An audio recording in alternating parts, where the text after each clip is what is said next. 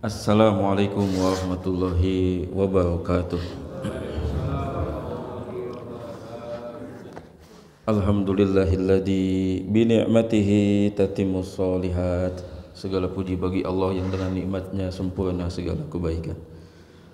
Allahumma shalli ala Muhammad wa ala alihi wa ashabihi ajma'in.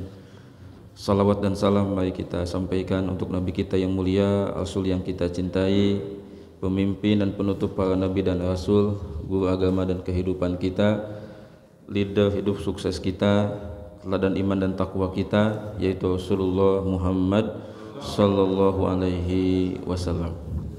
Ya, tentang uang dan pahala. Saat di dunia peran uang itu begitu besar.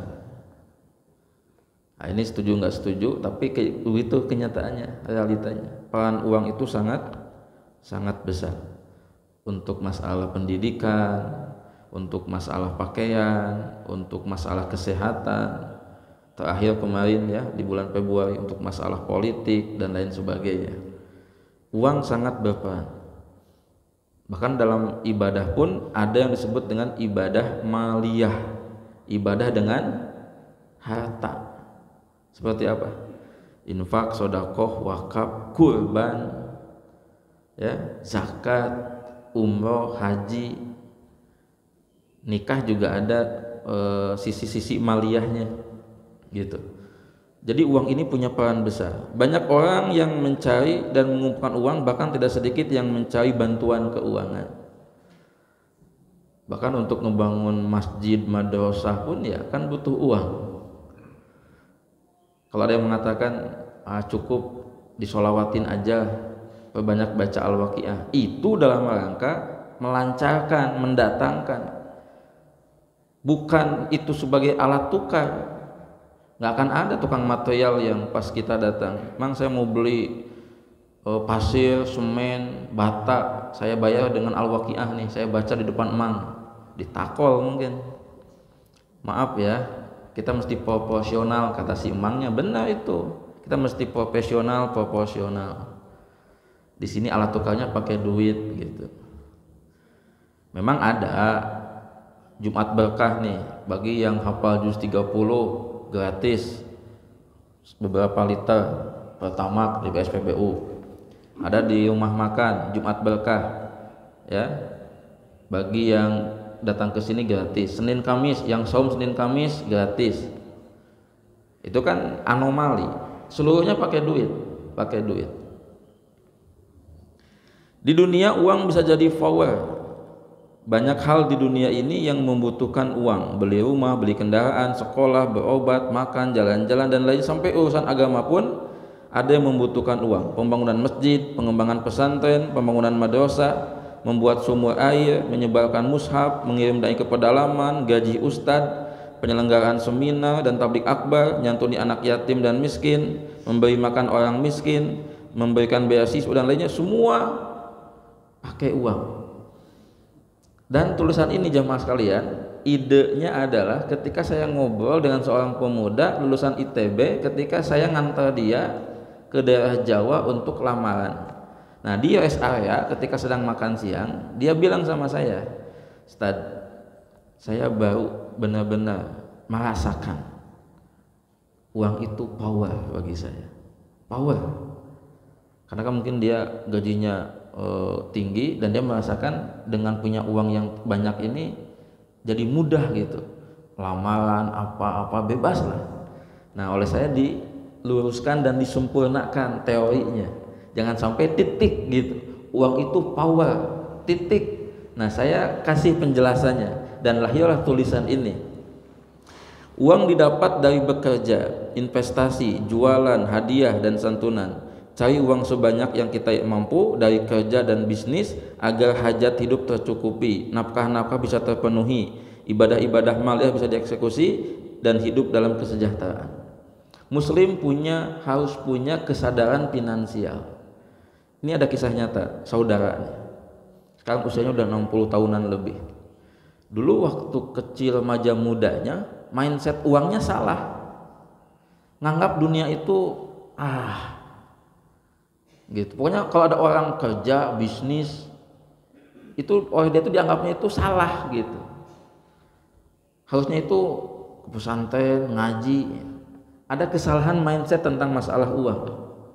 Dianggapnya itu berbahaya gitu. Sekarang dia mulai ada kesadaran finansial itu. Apa yang terjadi kemudian? Masa tuanya, masa senjanya ada dalam kesulitan, kemiskinan, sampai harus menanggung hutang puluhan juta. Dan dia baru bilang kepada saya baru sadar ada kesalahan paradigma mindset terhadap masalah uang, masalah harta gitu. Saya mau ngomong sama beliau, cuman kan dia paman gitu ya, karena saya baca dari Ibnu Athaillah, orang cari dunia itu ada dua jenis. Ada yang cari dunia untuk dunia, ada yang cari dunia untuk akhirat.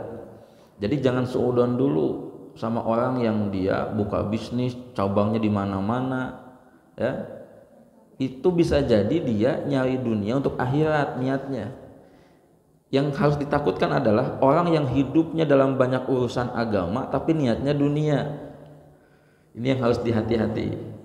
Di sini ada pembahasan tentang niat hidup. Jadi kalau ada orang itu jadi profesi apapun yang sifatnya duniawi, kita jangan disuudoni. Bisa jadi dia itu niatnya itu bagus. Kayak seorang muslim jadi politisi, jadi pejabat. Jangan disuudoni. Wah, gila harta, gila jabatan. Nah, bisa jadi dia niatnya itu untuk menegakkan agama gitu, ya. Jika di dunia peran uang begitu besar, nah ini yang saya luruskan tadi kepada pemuda tadi supaya sempurna teorinya, maka di akhirat peran pahala lah yang besar. Pahala didapat dari amal soleh yang dikerjakan dan dari ketaatan yang dilakukan. Di akhirat banyak orang butuh kebaikan dan menyesal karena kebaikannya sedikit, bahkan nol dan minus. Nah di akhirat jamaah sekalian, teorinya berbeda. Yang akan jadi power itu adalah kebaikan atau pahala hasil dari ibadah amal soleh yang dikerjakan. Uang, harta, jabatan itu nggak ada peran, nggak ada pengaruh, nggak akan bermanfaat. Bahkan ilmu pun nggak bermanfaat kecuali ilmu yang diamalkan, diajarkan jadi amal soleh. Harta yang bermanfaat, harta yang jadi ibadah. Jabatan yang bermanfaat, jabatan yang jadi ibadah. Al-Quran sudah menjelaskan teori itu. Takutlah kepada hari di mana harta anak-anak itu nggak bermanfaat, nggak akan bisa memberikan pertolongan kepada kamu. Yang bermanfaat itu apa? Kebaikan, amal soleh. Yang kemudian tadi outputnya adalah pahala. Gitu. Ini harus mulai kita instalkan dalam diri kita sehingga menjadi satu iman, satu belief, satu mindset. Cari dan kumpulkan pahala sebanyak-banyaknya agar kita aman dalam perjalanan pulang ke akhirat. Orang yang meninggal tidak membawa bekal amal takwa seperti orang ke lautan tidak menaiki kapal. Begitu kata Abu Bakar Asy-Siddiq. Di akhirat uang tidak berguna kecuali uang yang ketika di dunia diinvestasikan dan dibelanjakan di jalan Allah. Di akhirat iman, amal soleh, takwa dan pahala lah yang menjadi fawar. Jika di dunia orang yang banyak uang yang bisa hidup nyaman dan senang, maka di akhirat orang yang bertakwa dan banyak pahala lah yang akan hidup nyaman dan senang. Nah, berarti kalau sudah tahu teorinya begini jamaah sekalian, nah kita berusaha bagaimana banyak uang banyak pahala, gitu kan? Nah sekarang yang sudah banyak uang tapi malas beramal soleh harus segera membangun kesadaran supaya jadi seimbang. Nah sekarang yang takdirnya uangnya sedikit, pas-pasan, kadang banyak, kadang dikit, kadang ada masalah keuangan. Nah kalau itu sudah jadi takdir, ya ridhoi saja, tinggal maksimalkan yang potensi pahala ini. Memang kalau bicara ideal mah ya tadi banyak pahala, banyak duit. Itu istilah saya itu manusia Masya Allah itu ya, manusia yang luar biasa. Tapi sedikit yang kayak begitu. Ya, sedikit yang kayak begitu. Nah, kemudian masih uang dan pahala. Uang dan pahala keduanya punya peran penting dalam kehidupan. Uang di dunia dan pahala di akhirat, itu rumus dasar dan umumnya.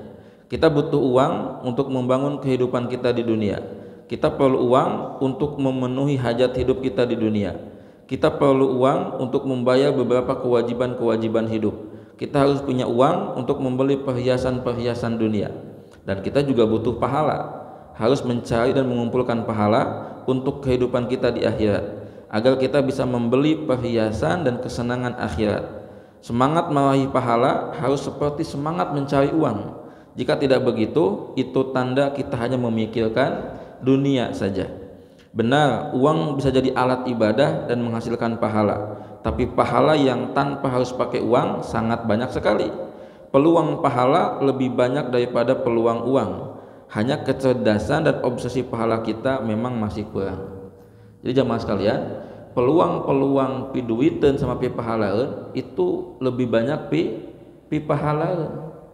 Nah cuman sayang, mata pahala kita ini belum tajam seperti ke mata duitan, gitu ya. Nah tinggal kita asah. Jadi kalau ada teori kesadaran kecerdasan finansial, maka kita harus mulai mengkampanyekan, mempopulerkan, memasyaratkan istilah teori apa? Kesadaran kecerdasan beribadah, beramal soleh, berpahala. Itu yang saya istilahkan dengan konsep mindset surga. Ada peluang kebaikan di sana.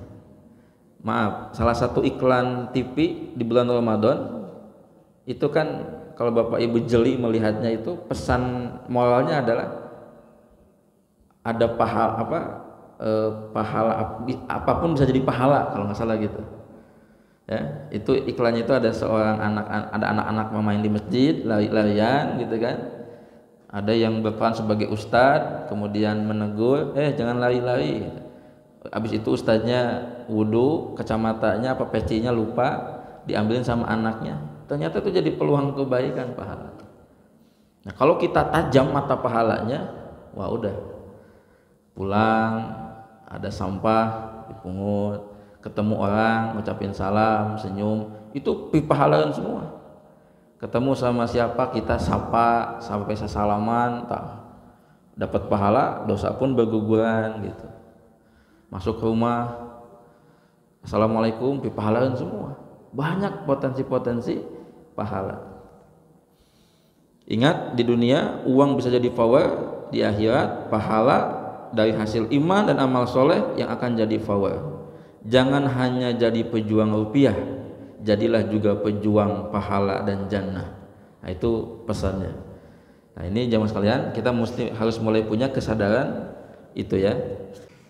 Demikian mungkin, semoga bermanfaat dan mohon doanya semoga saya juga bisa istiqomah dalam kebaikan ini dan bisa mensyukuri nikmat literasi yang Allah titipkan kepada saya. Aqulu qouli hadza wa astaghfirullaha li wa lakum. Wassalamualaikum warahmatullahi wabarakatuh.